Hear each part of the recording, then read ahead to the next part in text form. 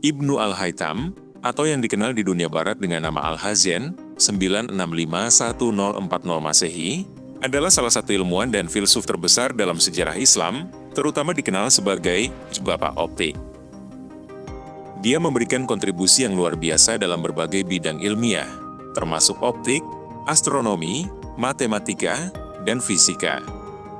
Karya-karyanya memainkan peran penting dalam revolusi ilmiah yang terjadi di Eropa beberapa abad setelah masa hidupnya.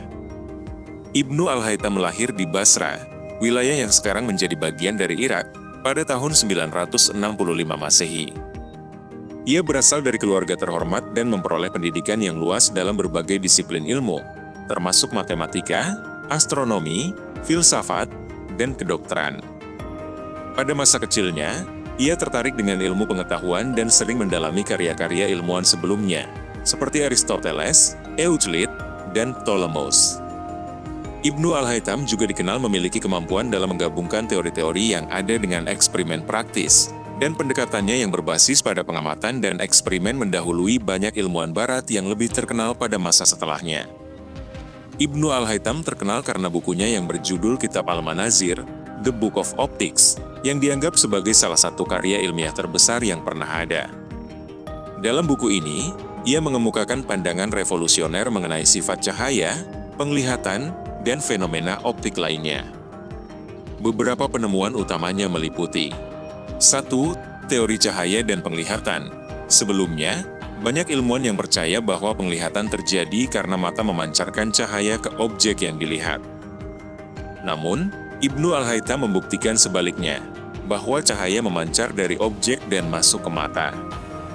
Ini adalah salah satu temuan terbesar dalam ilmu optik karena membongkar pandangan yang salah tentang cara manusia melihat objek. Dalam penjelasannya, ia menggambarkan bahwa penglihatan terjadi ketika cahaya yang dipantulkan dari objek memasuki mata dan diterima oleh retina. 2. Refleksi dan pembiasan cahaya. Ibnu Al-Haytham juga memberikan penjelasan rinci tentang refleksi, cahaya yang dipantulkan, dan pembiasan, cahaya yang membelok saat melewati media dengan kepadatan yang berbeda. Ia juga mengembangkan hukum-hukum pembiasan yang dikenal sebagai hukum Snell. Meskipun konsep ini baru lebih formal diadopsi oleh ilmuwan Belanda, Willebrord Snellius, berabad-abad kemudian. 3. Lensa dan penciptaan kamera obskura.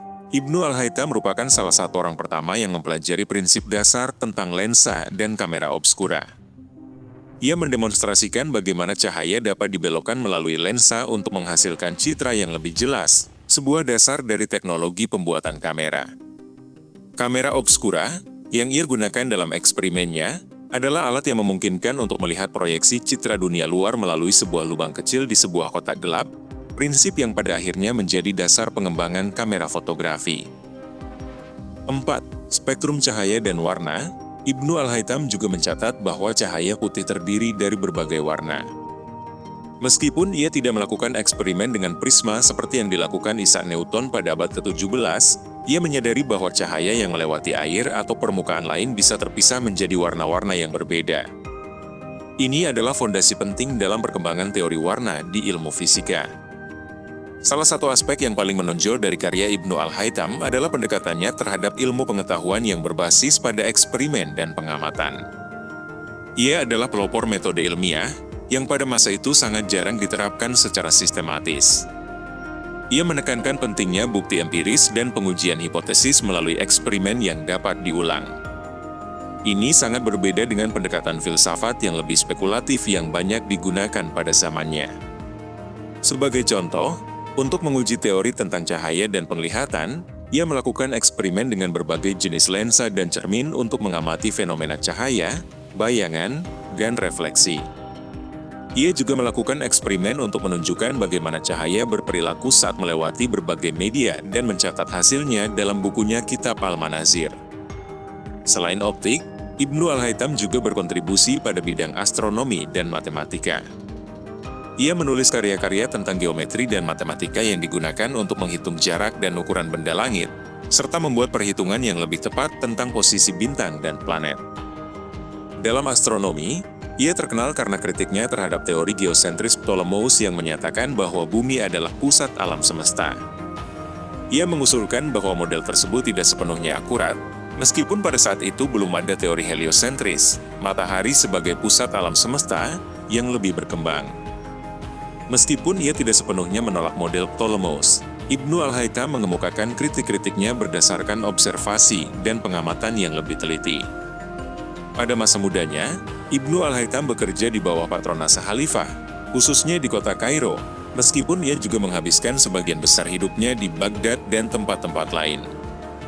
Salah satu kisah terkenal dari kehidupannya adalah bahwa ia sempat terlibat dalam sebuah proyek besar yang melibatkan pembangunan bendungan untuk Sungai Nil di Mesir. Namun, setelah proyek tersebut gagal, ia dipanggil untuk dimintai pertanggungjawaban. Untuk menghindari kemungkinan hukuman, Ibnu Al-Haytham mengasingkan diri dan hidup dalam pengasingan selama beberapa tahun, di mana ia melakukan sebagian besar penelitiannya dan menulis karya-karyanya. Ibnu Al-Haytham meninggal pada tahun 1040, namun warisannya terus mempengaruhi dunia ilmiah selama berabad-abad. Karya-karyanya tentang optik, terutama kitab Al-Manazir, diterjemahkan ke dalam bahasa Latin pada abad ke-12 dan mempengaruhi pemikiran ilmuwan Eropa seperti Roger Bacon dan Johannes Kepler. Di Eropa, pengaruh Ibnu Al-Haytham dalam bidang optik sangat besar, dan dia sering dianggap sebagai pelopor metode ilmiah yang lebih sistematis dan eksperimental. Bahkan, teori optik dan eksperimen-eksperimennya adalah fondasi penting dalam pengembangan ilmu fisika modern. Ibnu Al-Haytham adalah seorang ilmuwan yang luar biasa dan pelopor dalam banyak bidang, terutama optik dan metode ilmiah. Ia bukan hanya seorang filsuf yang menggabungkan pemikiran rasional dan empiris, tetapi juga seorang penemu yang melakukan eksperimen-eksperimen revolusioner. Pendekatan ilmiah yang ia perkenalkan menjadi landasan bagi perkembangan ilmu pengetahuan di dunia barat, dan ia terus dihormati sebagai salah satu ilmuwan terbesar dalam sejarah Islam dan dunia. Dengan pencapaian luar biasa dalam ilmu pengetahuan dan metode ilmiah, Ibnu Al-Haytham memberikan kontribusi besar yang melampaui zaman dan membentuk dasar bagi banyak penemuan ilmiah yang datang kemudian.